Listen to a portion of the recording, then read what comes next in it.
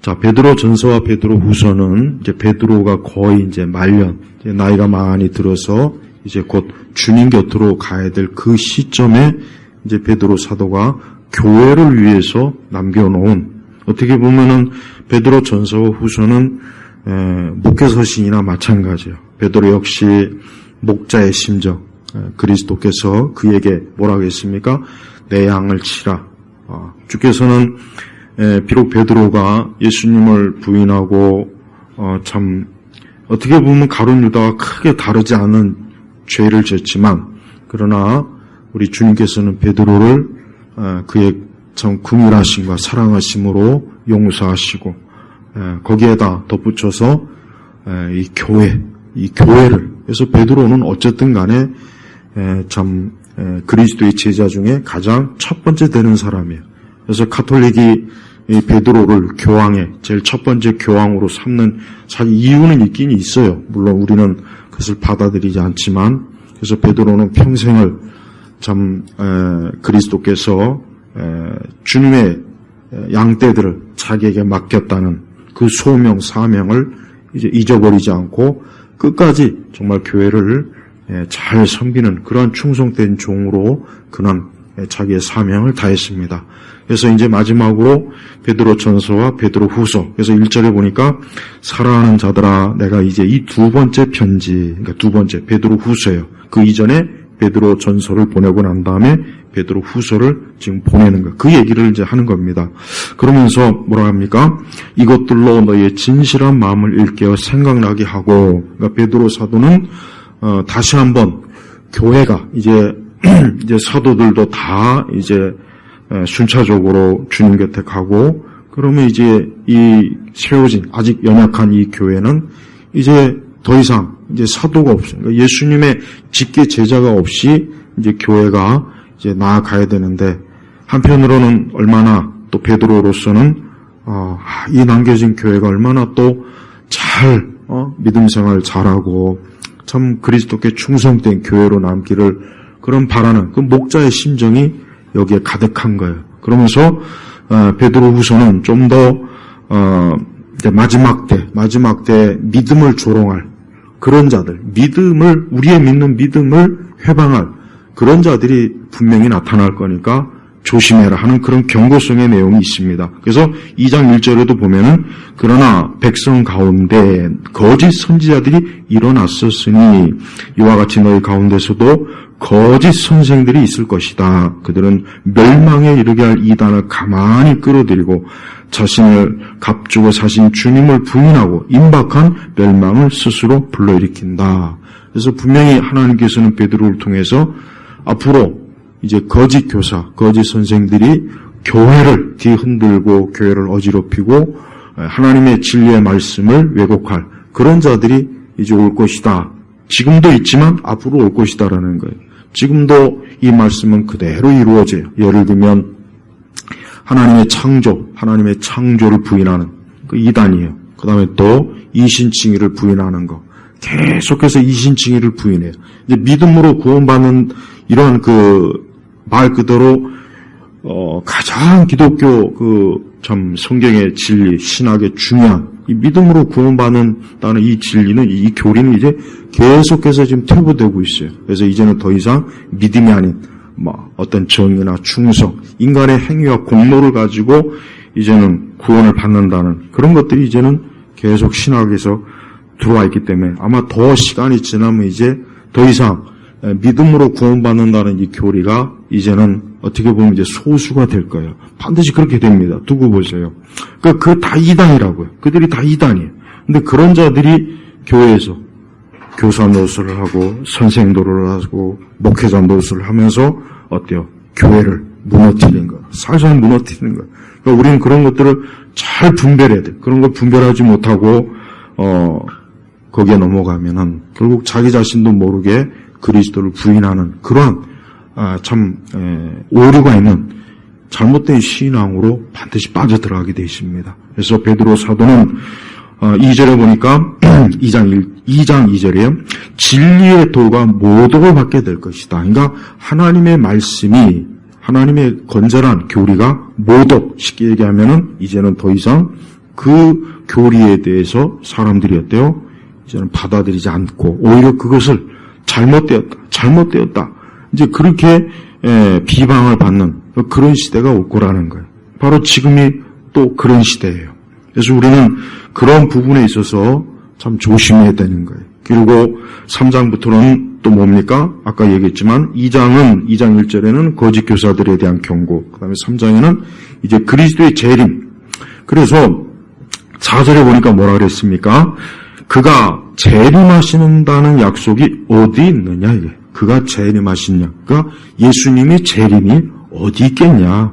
정말 그렇겠냐. 그럴 일이 있겠냐. 그거는 다 잘못된 것이다. 그렇게 이제 공공연히 가리키고, 그런 것들을 미혹하는 그런 선생들이 나타날 것이다. 그러니까 그런 자들이 나왔을 때 조심해야 된다. 그러면서, 구약시대 노아 홍수의 교훈을 빗대어서 뭐라고 했습니까? 자, 5절에 보니까 그들은 하나님의 말씀으로 하늘이 옛적부터 있었고 땅은 물에서 나와 물로 형성된 것과 그때 세상은 물이 넘쳐서 물로 망하였다는 것을 일부러 잊으려 한다 그랬단 말이에요. 그러니까 노아 홍수조차도 이제는 어때요? 그런 일이 어디 있냐? 그런 건 다 신화다, 전설이다. 그런데 베드로후서 2장 거기에 보면은 5절에 뭐라 그랬습니까? 5절에 그분께서 옛 세상을 용서하지 않으시고, 옛 세상이 어떤 세상입니까? 노아 홍수 이전의 세상이. 그래서 창세기 보면은 그 시대 죄가 넘쳐났다. 그러니까 죄가 넘쳐난 거예요. 그래서 많은 사람들이 하나님을 부인하고 온갖 죄악으로 막 얼마나 막 더럽혀졌으면 성경에 뭐라 했습니까? 하나님께서 사람을 지은 것을 후회하신다 할 정도로 굉장히 극심하게 죄를 지은 거예요. 그러니까 홍수 이전에 그 시대도, 그 세대도 만만치 않은 거예요. 지금 시대 못지않게 분명히 동성애도 있었을 것이고, 온갖 우상 숭배도 있었을 것이고, 점치고 귀신 숭배하고, 지금과 다를 바가 없는 거예요. 그러니까 하나님께서 어때요? 경건하지 않는 자들의 세상을 홍수로 덮으실 때, 홍수로 덮어. 우리가 창세기 보면 나오죠? 홍수로 하나님께서 멸망케 하잖아요. 그런데 오직 의의 선포자인 노아의 8 식구만 지켜주셨다. 자, 여기서 보세요. 노아의 8 식구만 지켜주셨다 그랬어요. 이 말은 뭐예요? 하나님께서 노아의 식구를 건져낸 거예요. 노아의 식구 스스로가 구원받은 게 아니고 하나님께서 그들을 건져내었다는 얘기예요. 그리고 또 6절은 뭐 했습니까? 또 그분께서 소돔과 고모라의 성읍들을 심판하시되 멸망받아 죄가 되게 하셔서 장차 경건하지 않는 자들에게 본보기로 삼으셨다 그랬어요. 그러니까 자, 베드로 사도는 이미 구약 성경에 노아 홍수와 소돔과 고모라의 심판을 보고 지금 만약에 누군가가 주님이 무슨 재림을 한다는 동, 옛날에 무슨 노아 홍수가 있었다는 동, 만약에 그걸 가지고 조롱하거나 그런 일은 없을 것이다. 앞으로 무슨 심판이 있겠느냐? 그렇게 말한다면 그 사람들은 다 어때요? 멸망의 자식이요. 심판에 그들은 다 처할 것이다. 경고한 거예요. 그러면서 7절에 굉장히 하나님께서 베드로에게 계시하신 아주 놀라운 마지막 때 어떻게 이 세상이 멸망할 거에 대한 말씀이 있어요. 그러나 지금의 하늘과 땅은 불사르기 위해, 자, 첫 번째는 물로 심판했지만 두 번째는 어때요? 불로 심판하는 거예요. 그래서 동일한 말씀으로 간수되어 경건하지 않은 자들의 심판과 멸망의 날까지 보존된 것이다. 자, 우리가 여기서 중요한 게 있습니다. 중요한 게 있습니다. 뭐냐면 5절에도 보면은 경건하지 않은 자들의 세상을 하려고 그랬어요. 5절에. 2장 5절에 보면은 경건하지 않은 자들의 세상이었어요. 그런데 7절에도 뭐예요? 경건하지 않은 자들의. 그러니까 누가 심판의 대상이 됩니까? 누가 심판의 대상이에요? 경건하지 않는. 그럼 경건하지 않다는 얘기는 뭘 얘기하는 거겠습니까? 하나님을 믿지 않는 거예요. 하나님을 경외하고 하나님을 사랑하지 않는 자들이 경건하지 않은 거예요. 그러니까 하나님께서는 노아 시대나 지금 시대나 경건하지 않는 자들에 대한 심판을 벌써 이 말씀이 어때요? 예고해 놓았어요. 지금 하나님을 믿지 않는 사람, 주님을 섬기지 않는 사람은 벌써 이미 어때요? 심판에 넘어간 거예요. 이미 넘어간 거라고. 그래서 심판의 날까지 보존된 것이다. 그러니까 마지막 때 하나님께서 세상을 불러 심판하시려고 어때요? 지금 잠깐 어때요? 잠깐 그냥 간수한 거예요. 그러니까 우리 성도들이 이 세상에 대해서 우리가 알아야 될 게 뭐냐면 우리는 세상이 언제까지 끝까지 가는 게 아니에요. 우리가 꼭 알아야 돼. 영적으로 우리 성도들이 알 게 뭐냐?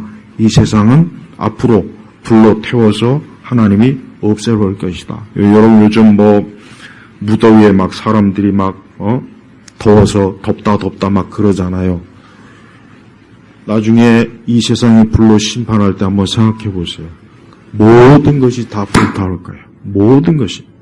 저 호텔도, 멋있는 아파트도, 집도, 관광지도, 이 세상 어느 한 곳이 불로 하나님께서 태우지 않을 것은 단 하나도 없어요.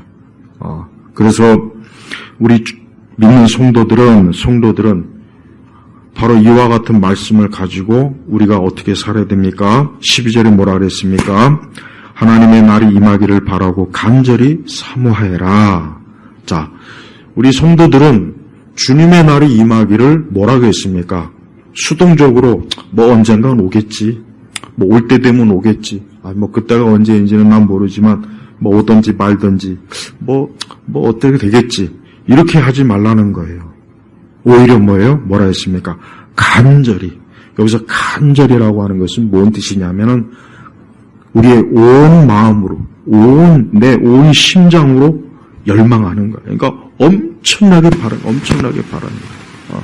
그러니까 성도들이 주님이 다시 오시고 주께서 다시 오셔서 이 땅을 심판하시고 우리를 영원한 처소로 인도하는 것을 그냥 그렇겠지. 난 그걸 믿어. 앞으로 그렇게 될 거야. 성경에 그렇게 쓰여 있어. 요 정도가 아니라 간절히 바라는 거예요. 아주 그냥 그 어떤 것보다도 어때요? 그것만을 밤낮으로 사모하라는 거예요. 그렇게까지 베드로 사도는 어때요?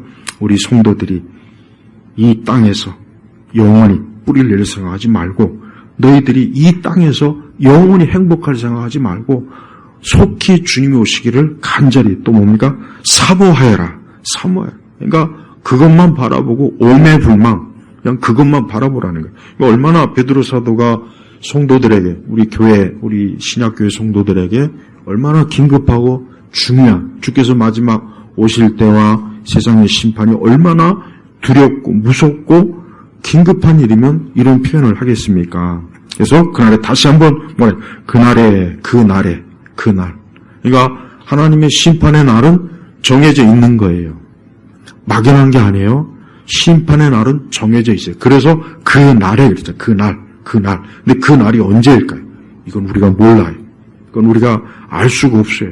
또 그 날을 계산할 필요도 없어요. 그러나 분명히 그 날은 있어요. 그 날에 하늘들이 불에 타서 풀어지고 원소들은 불에 녹아 버릴 것이다 그랬단 말이에요. 그러니까 이 얘기는 뭐냐면 하나님께서 마지막 때 이 세상 전체를 진짜 불로 아주 강력한 불로 다 불태워 없애버리는 거예요.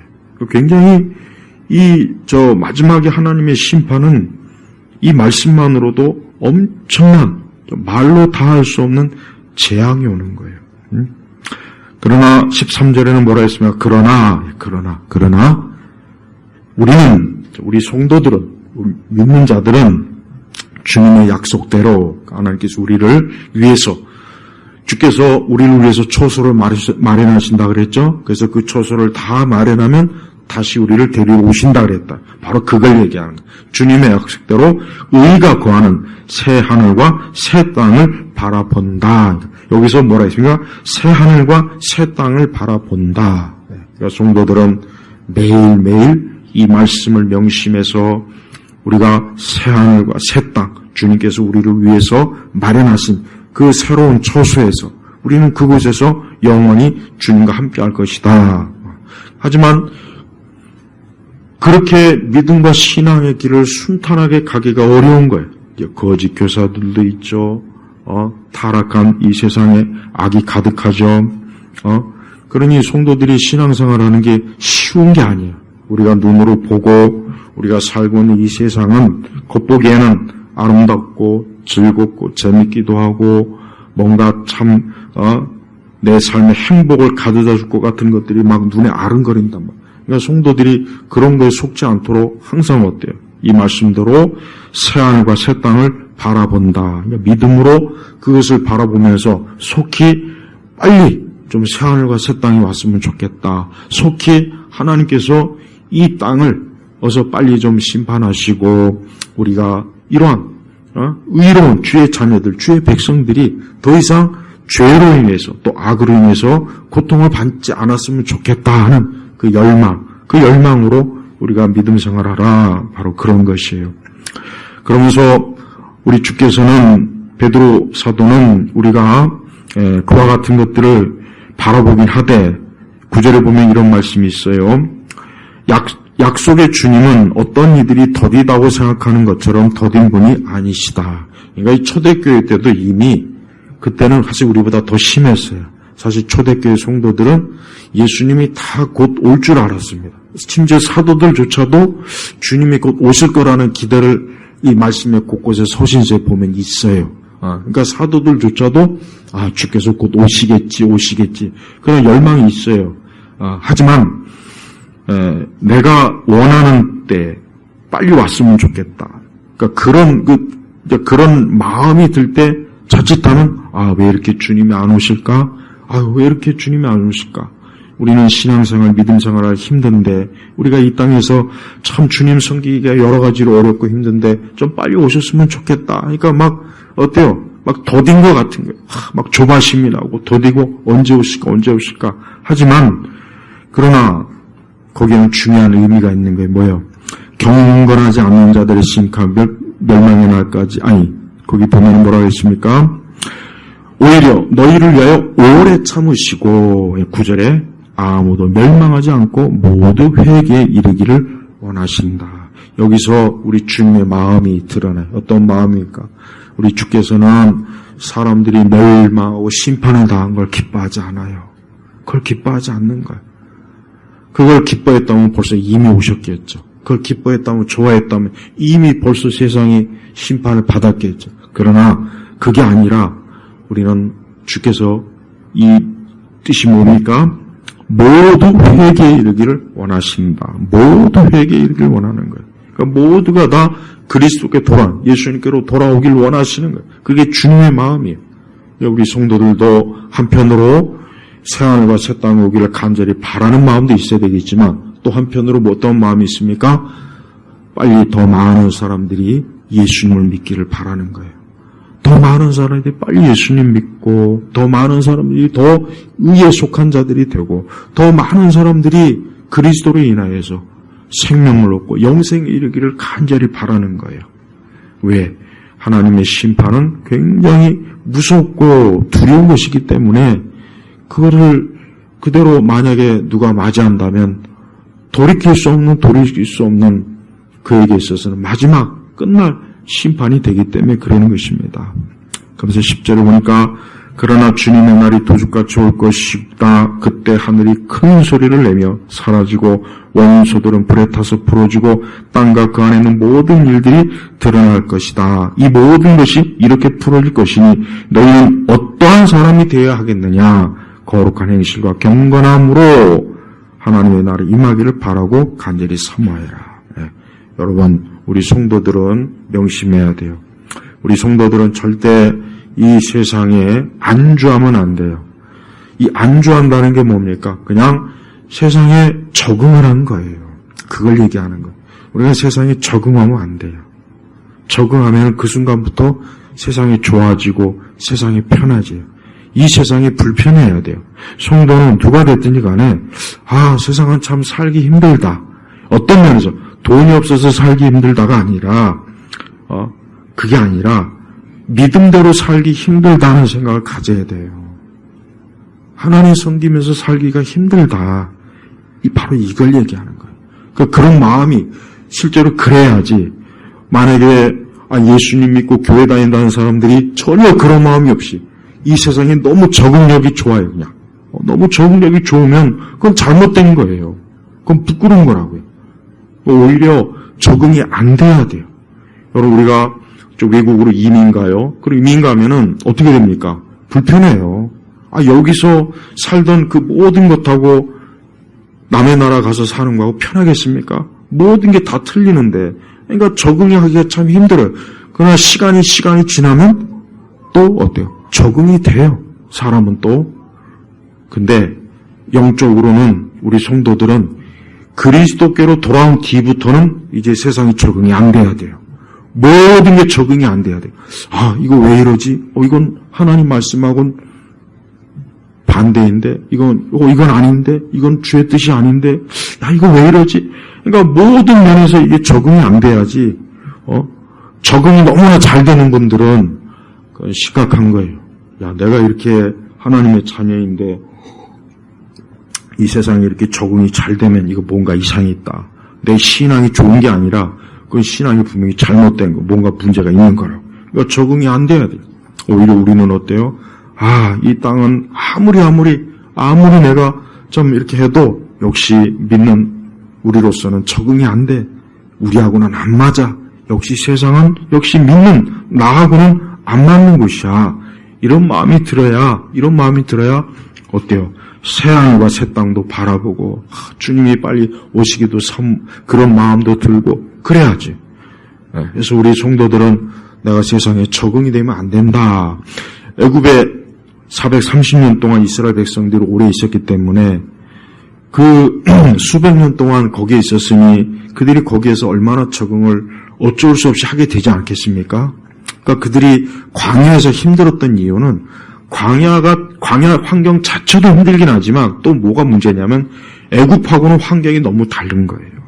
너무 다른 거예요. 그러니까 애굽은 말 그대로 살기 좋고 어쨌든 노예로 있었지만 모든 지내는 데 있어서 굉장히 좋았는데 광야로 나와보니까 너무 삭막하고 보이는 것도 없고 그냥 어딜 가나 이게 광야니까 허허벌판인 거예요. 그러니까 적응이 안 되는 거예요. 적응이. 가나안은 적과 꿀이는 가나안이라고 하는 것은 아직 멀리 있지. 아직 그것은 들어가지도 않았지. 그러니까 이 광야에서 그러니까 이스라엘 백성들 마음이 무슨 마음이냐면 다시 돌아오고 싶다. 외국으로 가고 싶다. 가나안이고 나발이고 간에 지금 당장 이 광야에서 내가 살기 힘들다. 그냥 다시 노예로 살지언정 애굽으로 가고 싶다는 마음이 든 거예요. 우리 성도들도 신앙생활 하면서 사실 신앙생활이 참 버겁다, 힘들다. 내가 이게 말씀대로 믿음대로 사는 게 쉽지가 않구나. 차라리 그냥 어떻게 보면 안 믿는 삶이 더 좋았겠다 싶을 때도 분명히 있을 거예요. 이제 그런 마음이 들 때마다 그래, 이런 마음은 좋은 마음이 아니구나. 이런 마음은 주님이 기뻐하시는 마음이 아니구나. 내가 끝까지 잘 인내하고 잘 견뎌내고 이런 것들을 믿음으로 이겨내야지. 잠깐을 이기지 못하면 우리는 저 영원한 하늘나라의 저 영원한 영적인 가나안, 하늘의 예루살렘 성으로 들어가지 못하는 거예요. 그래서 우리는 매 순간 항상 보이는 세상이 아니라 아직 보이지 않지만 명확하게 우리 주님께서 말씀하신 이 새하늘과 새 땅을 향하여 한 걸음 한 걸음 믿음으로 가는 거예요. 그렇게 믿음으로 가다 보면 언젠가는 그 성에 딱 들어가게 돼 있어요. 언젠가는 그 성에 들어가서 거기에서 어때요? 영원한 영생을 누리고 어린 양 되신 예수님과 함께 혼인잔치를 하고 거기에서 이제 더 이상 어떤 질병이나 이 땅에서 당하던 모든 고통이 없이 거기로 들어가서 영원한 안식을 취할 수 있는 거예요. 여러분, 그걸 바라봐야지 뒤를 돌아보면 안 돼요. 마치 롯의 아내처럼 롯의 처가 봐요. 성경에 뭐라고 했습니까? 분명히 뒤를 돌아보지 말라고 했다고, 천사가. 근데 뒤를 또 돌아봤어요. 왜 돌아봤겠습니까? 그 소돔과 고모라에 자기가 남겨놓은 것들이 아마 많았을 거예요. 명품백도 있을 것이고, 보석도 있을 것이고, 옷도 있을 것이고, 저곳이 좋았는데 하고, 그냥 잠깐 한번 뒤돌아보면 괜찮겠지, 그것 가지고 뭐가 되려나 하고 뒤돌아봤는데, 그 순간, 그가 어떻게 됐습니까? 그가 막 굳어버렸잖아요. 그러니까 하나님께서 하지 말라, 돌아보지 말라 그랬으면 끝까지 앞만 보고 갔어야 되는 거예요. 우리 성도들도 마찬가지. 성도들은 이제 더 이상 뒤를 돌아보면 안 돼요. 여러분을 향해서 뒤를 돌아봐라. 이 세상이 얼마나 좋은지 여기에서 한번 너희가 좀 맛을 봐라, 체험해라. 그런 유혹이 다양한 형태로 온단 말이에요. 가족을 통해서, 친구를 통해서, 이웃을 통해서, 직장 동료들을 통해서 온다고요. 그럴 때 자칫 한번 잘못 뒤돌아봤다가는 한순간에 어때요? 실족해버립니다. 그래서 조심해야 돼요. 조심하고 항상 주님 보실 때 합당하게 믿음 안에서 우리가 살아가야 돼요. 2장 9절을 보니까 주께서는 경건한 자들을 시험에서 건져내시고 불의한 자들을 심판의 날까지 형벌 아래 가두어 두실 것이다. 특별히 육체에 따라 더러운 정욕을 행하는 자들과 권위를 멸시하는 자들에게 그렇게 하신다 그랬어요. 그러니까 하나님께서는 어때요? 지금 믿지 않는 이 육적 사람들을 어떻게 좀 두고 있냐? 그냥 형벌 아래 가두어 두는 거예요. 갇혀 있는 거예요. 뭐 자기네들은 자유로울 것 같지만 사실은 갇혀 있다고요. 자기들은 지금 갇혀 있는 신세. 근데 계속 그렇게 있으면 정말 형벌을 받게 돼요. 그러니까 빨리 그곳에서 나와야 되겠죠. 그러려면 그리스도를 붙잡아야 되는 거예요. 그렇지 않으면 결국 그들은 어때요? 심판의 날이 되었을 때 그 형벌을 받는다는 것을 알고 있어야 돼요. 또 12절에 보면은 그러나 이들은 본래 잡혀 죽기 위하여 태어난 이성 없는 짐승 같아서, 제가 아까 오전에 이성 없는 짐승이라고 표현했죠. 바로 이 베드로서의 말씀이에요. 믿지 않는 불신자들은 정말 때때로 그들이 어때요? 그들이 어리석은 길로, 죄악된 길로 갈 때 이성 없는 짐승과 똑같아요. 이성 없는 짐승. 그래서 자기 자신들이 그 길로 가면은 필시 면명하는데도 불구하고 그냥 달려가는 거예요. 그냥 마구잡이로 달려가는 거예요. 얼마나 불신자들의 그런 죄악된 본성이 얼마나 무서우면 성경에 이성 없는 짐승이라는 표현을 썼겠습니까? 이건 가장 인간에 대한 가장 참 어떻게 보면은 참 불명예스러운 칭호예요. 이성 없는 짐승이라. 이 짐승은 이성이 없어요. 짐승은 본능만 있잖아요. 본능. 여러분, 개가 그 주인이 키우던 개가 주인이 죽었어요. 평소에 그렇게 사랑하는 그 주인 아껴주는 그 개가 주인이 한동안 죽어서 아무도 찾지 않았는데 나중에 누가 와서 찾아보니까 그 개가 주인을 뜯어먹고 있더래요. 그 개가 주인의 살을. 여러분, 그게 가능한 겁니까? 가능해요. 왜? 짐승은 이성이 없기 때문에 그럴 수 있는 거예요. 여러분 보세요. 그러니까 이성 없는 짐승이라는 것은 뭐예요? 그만큼 분별력이 없이 때와 시기도 분별 못하고 자기가 죽을지 살지 멸망할지도 모르고 무조건 짐승처럼 본능으로 그냥 막 달려가는 거예요. 이 땅에 그런 사람들이 너무 많습니다. 어떻게 보면 이 세상 문화라고 하는 것은 이성 없는 짐승을 기르기 위해서 이 문화라고 하는 이 재료로, 이 사료로 계속 먹이는 거예요.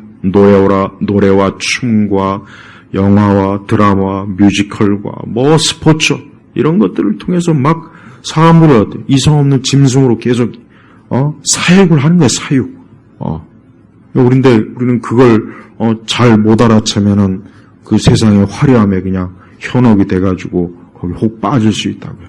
항상 우리 자신이 하나님 보시기 합당한 자로 늘 우리가 온전하게 나아가야 됩니다. 그래서 우리 주님은 20절에 보니까 2장 20절이요. 우리는 주님 대신 구주 예수 그리스도를 알므로, 우리는 우리의 주님 대신 구주 예수 그리스도를 알므로, 여기서 안다는 것은 그냥 지식으로만 안다는 것이 아니라 그 마음과 심령 속에서 예수님이 나의 구원자요, 그분이 내 죄를 대속한 대속주로서, 그분이 내 죄값을 치르신 분으로서, 그분으로서 아는 거예요.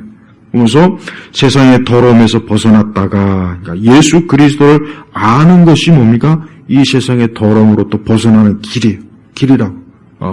그래서 우리가 이 세상으로부터 죄악된 더러움에서 벗어난다는 건 뭡니까?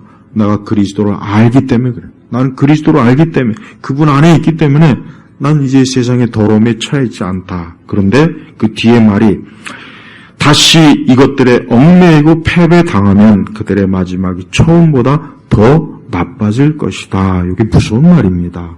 그래서 왜 자꾸 구원받은 사람도 구원을 이룰 수 있다 하는 그 말씀의 근거로 자꾸 이 말씀을 사실 끌어대기는 해요. 그러나 그렇진 않아요. 이 말씀은 우리 성도들에게 경고를 주는 말씀이라고요. 경고. 그러니까 너희가 다시 또 그리스도를 알기 이전에 그 길로 또 가겠냐. 너희가 그렇게 정말 되고 싶냐.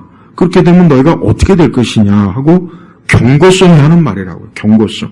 그 뒤에 말을 보면 알 수 있다고요. 계속 보면은. 그러니까 우리가 항상 그리스도께로 돌아오고 그리스도 안에 들어온 이상부터는 다시는 그리스도 없을 때, 예수님이 없을 때를 아예 상상도 하면 안 돼요. 다시 그를 돌아봐서도 안 되고 상상해서도 안 되고 바라서도 안 되고 원해서도 안 되는 거예요. 오직 나는 이제 그리스도 안에서 새 사람으로서 자 16절에 보면은 여러분 구약 성경에서 나귀가 보면 이 발람 선지자의 그 얘기가 나와요. 자신이 범죄 때문에 책망을 받았으나 말 못하는 나귀가 사람의 소리를 말하여 이 선지자의 미친 행동을 막았다 그랬죠. 그러니까 하나님께서 이 발람 선지자의 어리석음을 책망하려고 나귀의 입을 열어갖고 말하는 그 말씀이 구약에 나와 있지 않습니까? 하나님께서 그 이성 없는 짐승을 통해서 책망할 정도예요. 그만큼 어때요? 우리 성도들이 하나님의 뜻을 벗어나는 길은 어리석다. 짐승으로부터도 책망을 받을 정도의 어리석음이라는 것을 지금 예를 들어서 얘기하는 것입니다. 그러니까 우리 성도 여러분, 앞으로도 우리가 살아가면서 항상 믿음을 잘 지켜야 돼요. 이 믿음을 잘 지킨다는 말이 평범한 말이고 일상적인 말 같지만 우리 믿는 자들에게는 이건 굉장히 중요한 거예요. 그러니까 베드로 사도는 앞으로 성도들이 어떠한 일이 있어서도 흔들리지 말아라. 뒤로 물러가지 말아라. 또 거짓 교사들에게 속지 말아라. 또 주님이 오신다는 그 말씀을 절대로 의심하지 말아라. 또 주께서는 반드시 우리를 어때요? 영원한 은혜와 사랑, 영원한 새하늘과 새 땅의 자리로 이끄실 것이라고 하는 것을 다시 한번 베드로는 힘써 강조하는 거예요. 그러니까 여기서 이 베드로의 마음이 얼마나 간절하냐. 마치 주님의 마음이에요. 주님께서 제자들을 2명씩 짝지어서 전도 보낼 때 마치 이리떼 가운데 양떼들을 보내는 것 같은 심정이라고 했잖아요. 그러니까 이 베드로의 마음이 뭐냐. 이제 자기가 떠나고 나서 이 교회가 앞으로 닥칠 많은 유혹과 미혹과 온갖 일들에 이 교회가 잘 이겨나기를, 성도들이 잘 이겨서 승리하기를 바라는 그 마음이 간절한 거예요. 우리는 그래야 됩니다. 그래서 우리 성도들이 어떤 이들처럼 9절 아까 말씀 읽었잖아요. 더디다고 생각하지 마요. 오히려 8절에 사랑하는 자들아 주께서는 하루가 1000년 같고 1000년이 하루 같다는 이 한 가지를 잊지 마라 그랬어요. 여러분 시간이라고 하는 것도 이 시간은 참 묘합니다. 정말 그러나 시간은 이것도 역시 어때요? 하나님께서 만드신 피조 영역의 하나에 불과한 거예요. 그러니까 우리가 시간에 매여 있지만 하나님은 시간에 매여 있지 않는 거예요. 아브라함은 지금으로부터 우리는 4000년 전의 사람이라고 여기지만 하나님께서는 뭐예요? 그냥 현재일 뿐이에요. 다윗도 현재일 뿐이고, 그러니까 하나님과 우리 사이가 달라요. 그러니까 하나님은 시간의 지배를 받지 않아요. 시간의 영역에 있는 분이 아니에요. 우리가 그 영역에 있는 것 뿐이라고. 그래서 이 말씀이 바로 그거예요. 주께는 하루가 1000년 같고 1000년이 하루 같다.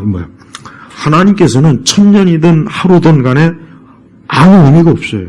근데 우리는 의미가 있어요. 우리는 1000년이라는 시간, 또 하루라는 시간, 우리에게는 어쩔 수 없는 의미가 있지만 하나님께서는 아무 의미가 없는 거예요. 그러니까 딱 이렇게 보면 돼요. 우리는 역사를 시작부터 끝까지 이렇게 순차적으로 보지만 하나님께서는 동시에 보는 거예요. 동시에. 이게 물론 우리가 이 3차원 영역에 사는 우리로서는 잘 이해가 안 되는 부분이야 해요. 저도 역시 좀 이해하기 힘들지만 하나님은 동시에 보는 거예요. 동시에. 그러나 우리는 순차적으로 보잖아. 역사 과거로부터 미래까지. 그러나 하나님은 그게 없어요. 그냥 동시에 보는 거예요. 우리를 지금 주님이 보시잖아요. 아브라함도 주님 같이 보시는 거예요.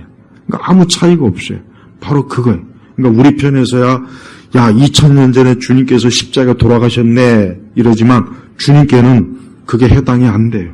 그러니까 주님이 오실 날도 역시 우리는 도대체 언제까지 기다려야 되는 거야 이러지만 주님은 하나님 편에서는 그게 아니라는 거예요. 그러니까 그것만 잘 조금 이해한다면 더디다는 말도 할 필요도 없구나. 주님 왜 이렇게 늦게 오시냐 안 오시냐 그런 말 자체가 성립이 안 돼요. 왜? 하나님께서는 애초부터 그런 시간의 영역에 아예 거기에 매이지 않는 분이기 때문에.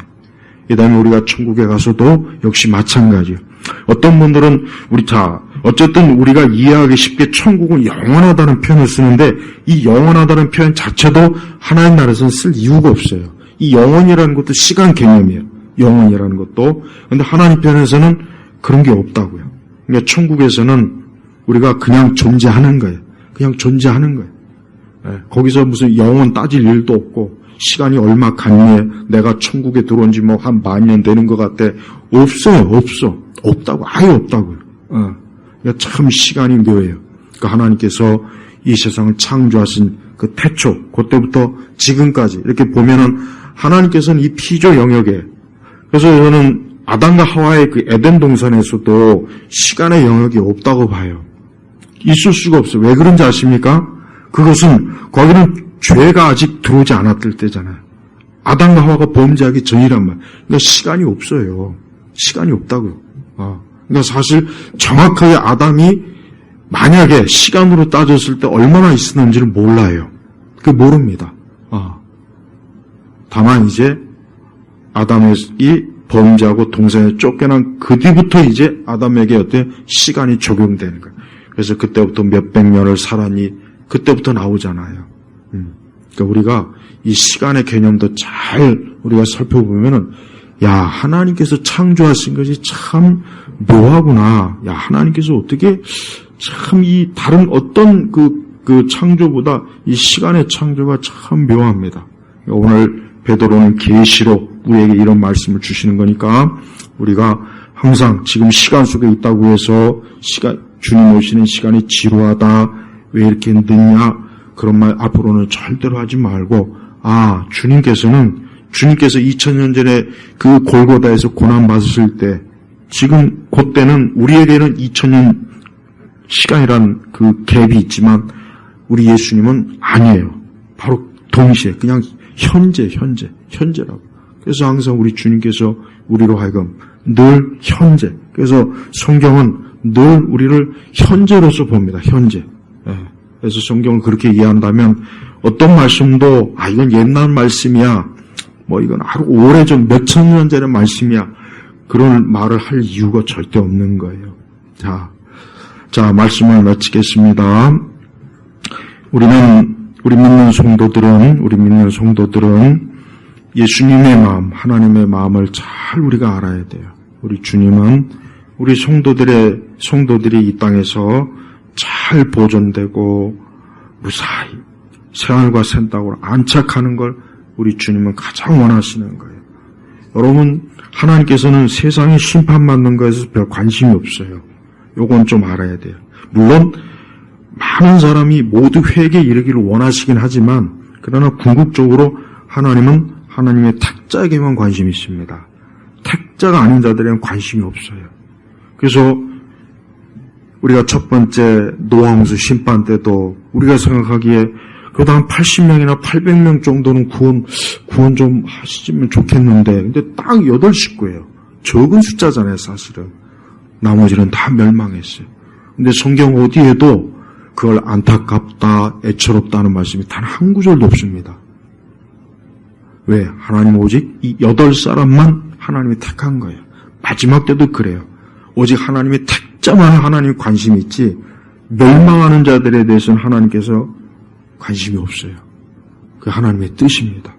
우리가 그리스도 안에 있다는 걸 얼마나 이게 중요하고 정말 이게 얼마나 정말 대단한 건지 알아야 돼요.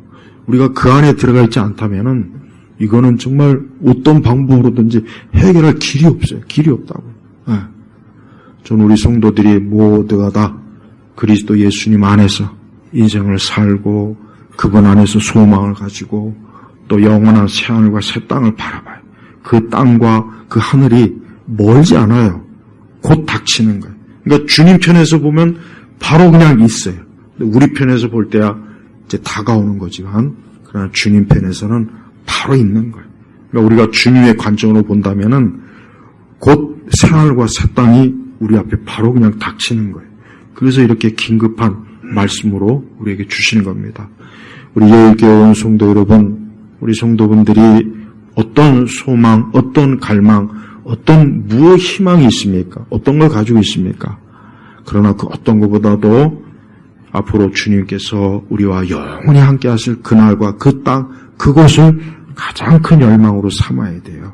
그것 외에는 믿는 자에게는 다른 소망이 있을 수가 없고 있어서도 안 되는 거예요. 그러니까 제발 여기에 소망을 두시고 살아가시면은 우리 성도들만큼 행복하고 복된 사람은 절대 없습니다. 저는 우리 교우들 모두가 다 이러한 결코 사라지지 아니할 또 쇠퇴하지 않을 이 영광스러운 소망을 가지시길 주의 이름으로 축복합니다. 기도하겠습니다. 하나님 아버지 감사합니다. 오늘도 주께서 우리와 함께 하시고 오늘도 우리와 동행하시면서 우리의 예배를 받으시니 참으로 감사합니다. 우리 성도들이 이 무더운 날씨 속에 또 한 주간 동안 매일매일 주님과 함께하고 또 새하늘과 새 땅을 바라보고 주님 오시기를 소망하면서 한 주간도 주님과 동행하며 기쁘고 즐겁게 살게 하시고 우리 온 성도들의 그 마음속에 언제나 주님께서 그 보좌 중심에 계셔서 우리 온 교우들의 발걸음을 늘 복되게 인도하여 주옵소서. 감사드리며 우리 주 예수님의 이름으로 기도 올렸습니다. 아멘.